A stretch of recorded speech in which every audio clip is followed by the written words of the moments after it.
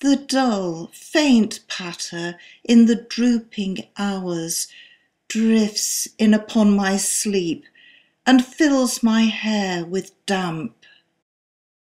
The burden of the heavy air is strewn upon me where my tired soul cowers, shrinking like some lone queen in empty towers dying. Blind with unrest, I grow aware. The pounding of broad wings drifts down the stair and sates me like the heavy scent of flowers. I lie upon my heart, my eyes like hands grip at the soggy pillow. Now the dawn tears from her wetted breast the splattered blouse of night.